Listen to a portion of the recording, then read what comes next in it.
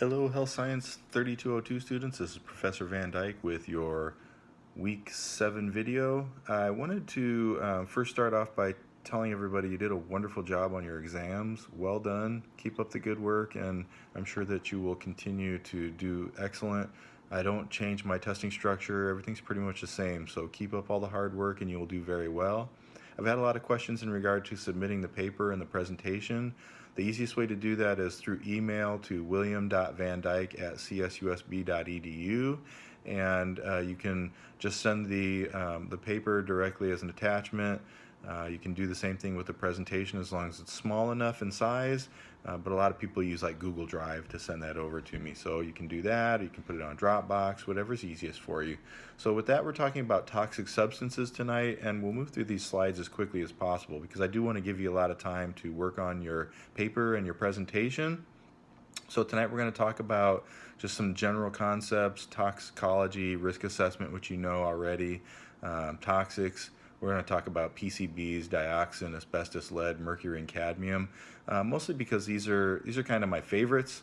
But you know, this class is supposed to have a little bit in regard to occupational health. It's not just environmental health. So this is really where you start to see occupational health folded into this class. Okay, so moving on to slide 2. You're probably familiar with the term of LD50 and LC50. LD50 is the lethal dose that's going to kill half of my test subjects, and this is usually rodents. But certainly when we think about doing LD50 studies, they have a great deal of value for us to find out where it starts to kill rodents, and we can extrapolate that in regard to milligrams per kilogram of body weight. So if it affects a rodent in a certain fashion, if we extrapolate that out for a human body mass, we get a good idea of where these things begin to become lethal for humans as well. So obviously we can't test on people, so usually LD50 and LC50 studies are done on rodents. And then with LC50, we're talking about lethal concentration. That's going to kill half of my test subjects. And this is expressed in parts per million or milligrams per liter. So this is usually where they're inhaling these lethal concentrations that will actually have an effect and kill 50% of my population. So on to dose response curve.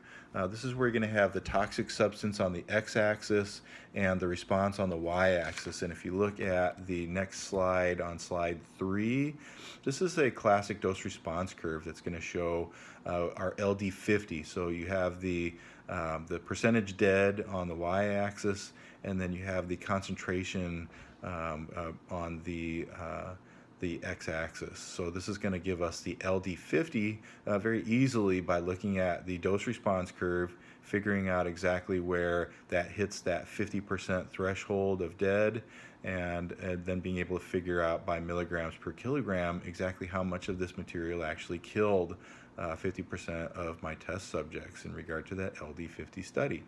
So if you move on to slide 4, you can see this is a dose response curve as well. And usually I like to ask the class if they know what this dose response curve is for. And it's actually for alcohol. So if you look at the dose versus response, you see a number of effects that it's actually going to have leading up to death. Now, if you were to figure out where 50% of all people died, that would be an LD50 dose response curve. That would give you a good idea of what actually killed half of those test subjects, which is extremely dangerous. And even talking about it kind of gives me pause to shudder and be very concerned about that. So obviously with dose responses, I mean, you can do a dose response curve for drinking water, which is critical. It's very important. But you probably heard in the news where people have actually drank so much water that it killed them, mostly in hazing incidents and things like that. So water can actually have a dose response that has an LD50 as well. But certainly everything it generally can. Just like Agricola said, the difference between a medicine and a poison is the dose. So certainly you see that here with alcohol and things like that. So moving on to slide 5, the most important concepts here are really the lowest observable effect level, the LOEL, which we rarely use, but essentially that's going to be where you're going to look at a dose response curve and say, okay, so this is where we begin to see effects. What we really want to focus on is the NOAEL, which is no observable adverse effect level. This is much more important because these are the rates that we're looking at when we have a food additive or we utilize something for human consumption, we want to make sure that there is no observable adverse effect associated with the consumption or inhalation or exposure to these specific things. And then we also have the acceptable daily intake. So obviously, as you know, acrylamides from French fries can cause cancer.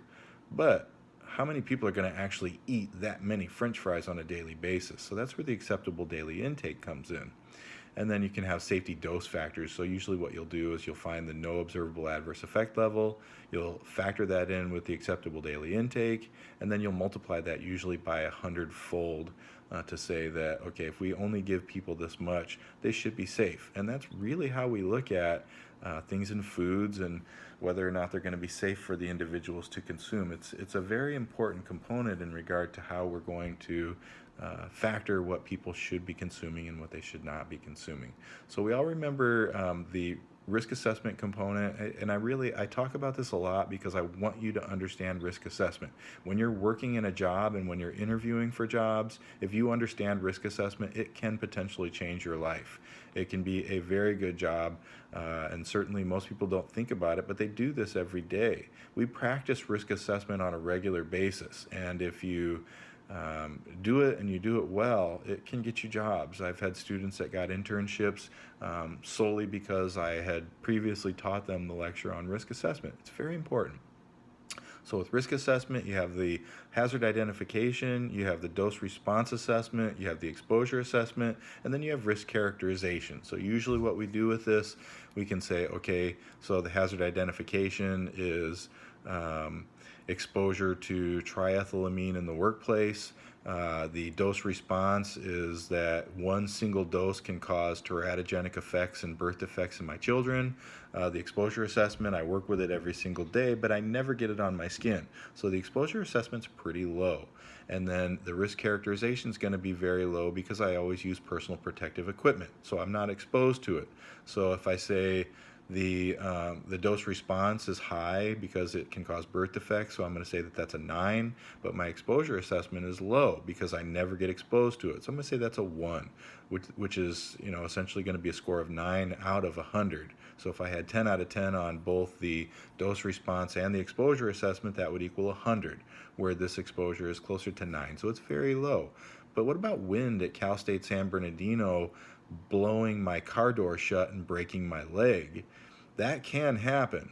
And that's probably something that I might see more consistently, which is why Cal State used to close its campuses when there was high wind. So the hazard ID is the wind at Cal State blowing the door shut on my leg from my car. The dose response, one single dose of this can cause a broken limb, which is, it's bad, but not horrible. I mean, it's not the worst thing that can happen to you. But the exposure assessment. So I'm exposed to this on at least 5 to 6 times a year. So that can be a little bit higher. And then my risk characterization will be based on these things. So my dose response, let's say a 5 because a broken leg's pretty bad. And then I'm exposed to it on a regular basis. So I'm going to say, let's give that a 7. So 7 times 5 equals 35. That's going to be a moderate risk. So when I do my risk characterization, I'm going to say, yeah, that's kind of moderate, kind of in the middle there. So again, I want you to be able to do this, and I want you to be able to do it well. And you should be practicing this, because when someone asks you, what do you bring to our organization?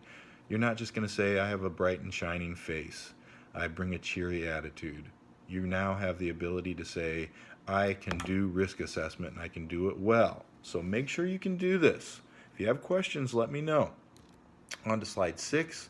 So toxic substances, we've begun to understand them very early on. So in 370 BC, Hippocrates, a very noted figure, everybody remembers the Hippocratic Oath, and he started looking at things and saying, why are these people dying from exposure to this beautiful metal that we call lead? They actually called it plumbum because the plumbers at the time utilized lead.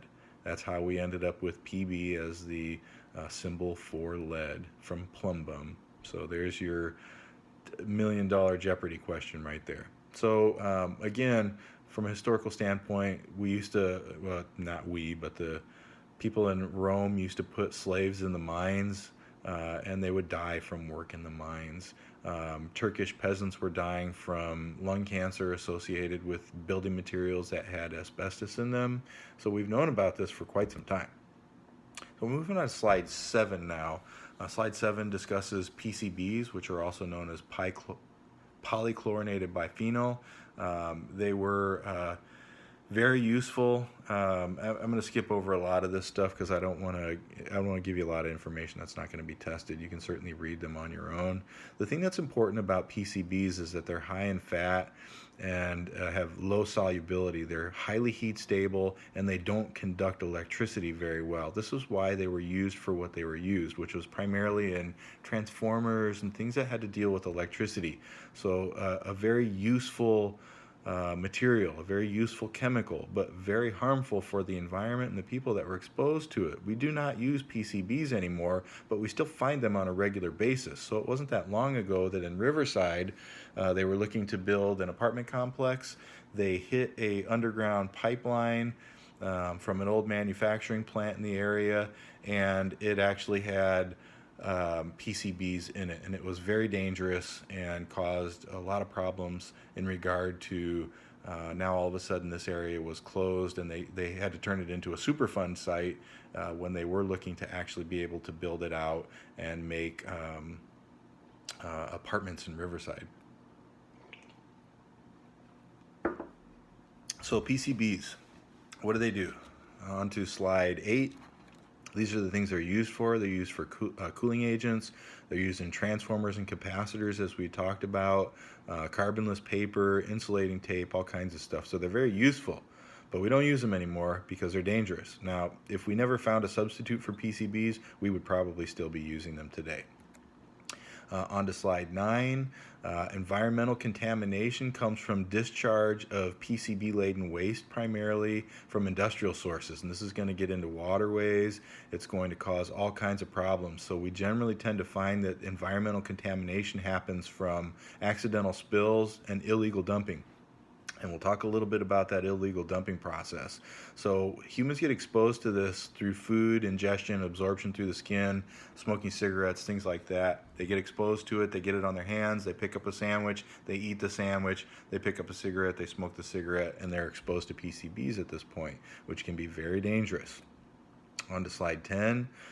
With regard to PCBs, we have animal toxicity, so we certainly are animals, and we do get our toxicity, which has effects on this, certainly small mammals, but it'll affect us in the same fashion. It causes liver disorders, miscarriages, low birth weight, and liver cancer in rats. And again, it can have the same effects on humans. With occupational exposure, which is important to us, a lot of people are exposed to this, and it can cause chloracne on the skin. And I have an image coming up to show you what chloracne looks like. It can cause burning in the eyes, nose, and throat, and liver ailments when you're exposed to PCBs. It can be very dangerous. And as I'd mentioned, if we didn't find a substitute for this, we would still be using it today. So thankfully, we found substitutes. On to slide 11. One of the things with PCBs is that they are very stable. As you remember, they're heat stable, so they last in the environment for a long period of time. The best way to get rid of them is to treat them with high heat, which exceeds 2200 degrees Fahrenheit, which is one of the reasons that it's so hard to get rid of this stuff once it's in the environment. So the Toxic Substances Control Act, TSCA, in 1976 banned production, sale, and distribution of PCBs. And Monsanto did stop making them, but you can look at from 1929 to 77, they had already made 1.4 billion pounds of PCB, so there was a lot of it out there in the environment already. PCBs are, on to slide 12, PCBs are one of the things that began a process which was known as environmental activism. And before the end of the year, we'll probably talk a little bit about environmental justice again, but certainly environmental activism is an important component of how we fix things from an environmental standpoint. Most recently, you saw a lot of people that were very interested in the Dakota Access Pipeline, but unfortunately their voices were silenced, and now we have DAPL in place, despite a lot of misgivings associated with putting a pipeline through one of the largest Oglala Sioux water aquifer and the Missouri River, which has a lot of water and it moves across the country and provides a lot of people with drinking water. But again, environmental activism is this process upon which people said, enough is enough. We don't want this waste in our communities. You have to stop this. And environmental activism was that part that tried to control these things. So in 1978, the Ward PCB plant basically deposited 31,000 gallons of PCB-laden waste on a stretch of highway, about 240 miles, and they just hosed it out of the back of their trucks as they were driving along through a very impoverished area, which caused just untold amounts of damage to the environment and the exposure from the people that were actually exposed to it. In 1982, they began to look at its effects in regard to how it was affecting the landfill in that area, and they had to turn it into a Superfund site because the PCBs were basically just dumped into this unsecured landfill, and it had some very negative effects on the environment. On to slide 13, you can see here where the PCB-laden waste essentially was deposited, and you can see that there are a lot of waterways here, and the people that lived in these areas were poor, so they subsisted their diet on some of the fish that they were taking out of these waterways, and they were being exposed to the PCBs and were causing, it had some very negative health effects associated with that. It was very dangerous. On to slide 14. We talked about environmental activism, and as you can see here, these folks are practicing environmental activism. They did not want that waste to be deposited in their landfills, so they blocked the trucks.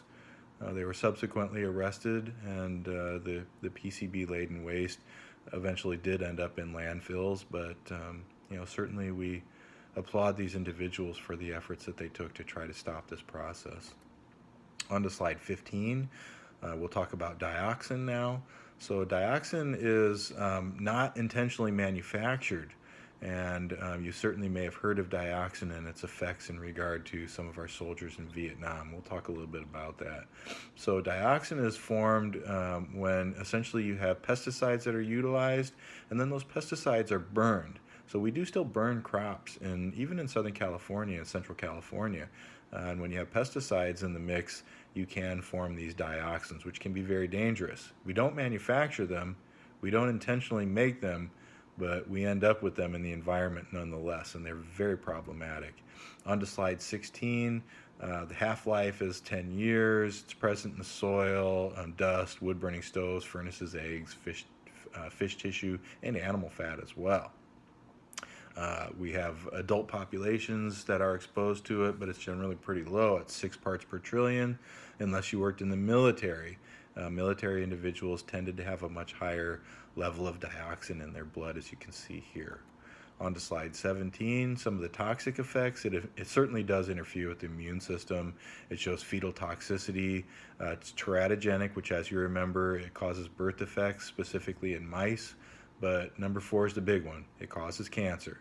It causes fertility, fetal loss, sexual behavioral dysfunctions, things like that. But the big one is number 4, that this really does cause cancer in high order.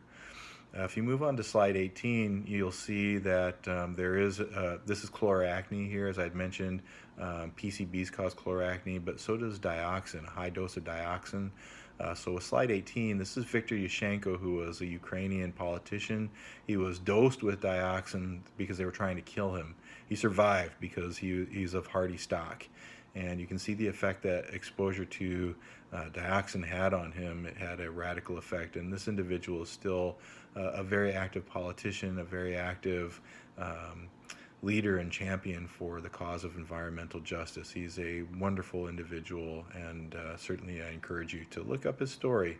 You can find it on YouTube or other online sources as well. So on to slide 19. Now this is where you really start to see how dioxin took its stride and really had a massive effect. So as you remember, dioxin is caused by pesticides that are being dumped and then burned. And then individuals go into these areas and they're exposed to them. So what's happening here in slide 19?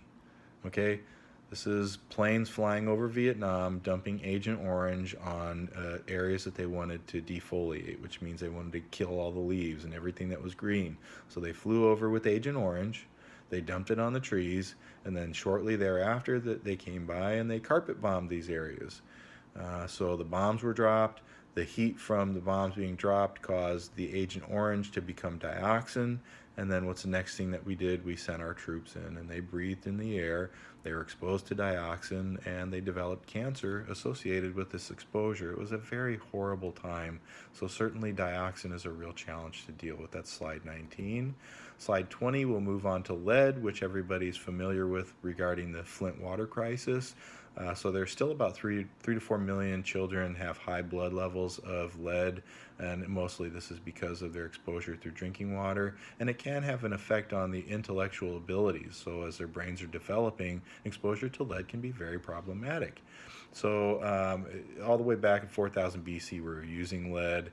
Lead's easy, it doesn't corrode, it doesn't rust or dissolve in water, but you put acidic water into those pipes, the very old pipes, and you can have lead that will leach out into the water supply. And this is essentially what happened in Flint. So they changed their water supply to a water supply that had more acid in it, and that had an effect on the residual lead that was still in those pipes, and then the children and the adults were exposed to higher lead levels.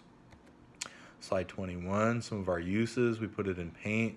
Unfortunately, we don't do that anymore, but you could also, I mean, if you have an old house, there may still be some lead paint in the walls there. Glazes, cosmetics, gutters, piping, car batteries, still, ammunition, a lot of lead in ammunition. Brass, cable coverings, glass TV tubes, and certainly leaded gas. We used a lot of lead. And again, if we hadn't found a replacement, we would still be using lead today. And also lead crystal goblets. So sometimes you go into a store and you'll see a warning that says that the materials in that store have lead. And that's how lead is most certainly still used in China in lead crystal goblets. Exposure from being inside a building or handling batteries, working with battery manufacturers, shipping radiators, things like that. Slide 22, our route of entry is through ingestion, through lead-tainted foods and water. And certainly, fortunately for us now, we don't still burn leaded gasoline. So good stuff there. Toxicity, it causes poisons, it causes gout, low birth rates, and high incidence of mental retardation because of the fact that lead really does have an effect on the brain, and it's really extraordinary. So brain damage starts at about 45 micrograms per deciliter or higher in the blood, and children are treated with a chelating agent. So lead is stored in the bones and teeth, so you can still find that occasionally. But again, you know, with it being locked away in the bones and in the teeth as well as those begin to break down, it can cause problems, but certainly not great for your bones and for your teeth as well. On to slide 23, we have mercury, which is called liquid metal quicksilver.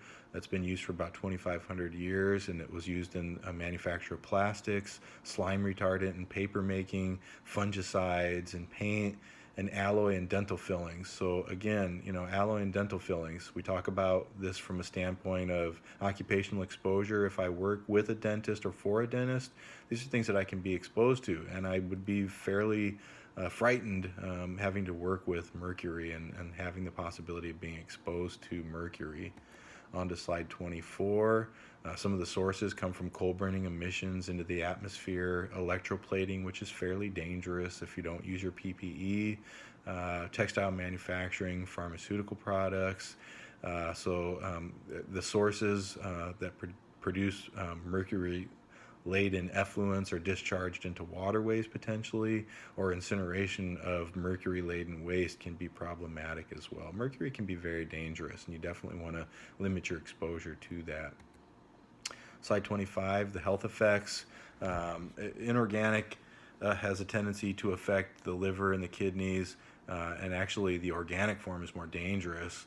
And the organic methylmercury can cause numbness in your fingers and difficulty in speaking and walking, and it can have some really, really negative effects associated with it. So both organic and inorganic mercury are very dangerous. On to slide 26, which is cadmium. This is a soft silver white metal, which is highly toxic. And again, this is used in electroplating and NiCad batteries, but fortunately we're using lithium in our batteries now, so we don't have these NiCad batteries floating around quite so often as we used to. Environmental pollution results from airborne particles during smelting. So again, this is that heating process, high heating process, soldering or incineration of cadmium containing waste. And then this is discharged into waterways. So cadmium can be very dangerous. Slide 27, exposure occurs through cadmium tainted food or again smoking. Just like with mercury, it can bioaccumulate in the food chain, and it's very toxic to kidneys and bones and can cause things like ouch disease. So fairly bad. Cadmium is something that you really don't want to be exposed to. If you're electroplating, make sure that you're protecting yourself very well. Slide 28, we move into asbestos. Asbestos is a six silicate mineral, which is very commonly used. A lot of workers were exposed to asbestos. This is a natural fibrous material that is all over in the environment. It naturally occurs.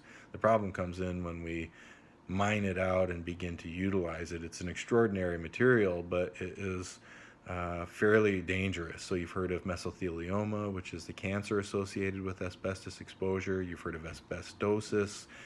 These are all things that are very, very dangerous. On to slide 29. This is the six silicate mineral that you can see here, and you can see that there are different shapes and sizes of the materials themselves, and the splintering silicate material, and as it's breathed in, it really causes havoc on the respiratory tract and the digestive tract as well. Slide 30, it's used in a lot of things. So it's used in building materials, brake linings, textiles, things like radiator covers, gas masks, conveyor belts, pot holders, ironing board covers, and curtain theaters. So as you remember, this six silicate mineral does not burn. So we used it very heavily in ships during World War II. We used it as an insulator in buildings that we didn't want them to burn down. So these are the places that you're going to find these materials were used fairly heavily, and they're very dangerous, especially if you're working with them and breathing those materials in. Slide 31, the health effects. Again, asbestosis, which is scarring of the lungs from breathing them in, but you also have mesothelioma, which is a marker disease for asbestos exposure, and it's very dangerous. But you also have gastrointestinal cancer as well. So you can have the esophagus, the stomach, the colon, and the rectum. So you can imagine you're breathing it in, and a lot of it's passing through that gastrointestinal tract and can be very dangerous. Causing lung cancer. So 20 to 25% of people with lung cancer due to asbestos and cigarette smoking. That's a fourth of the people that smoked that had exposure to asbestos are going to die from lung cancer. It's really very horrible.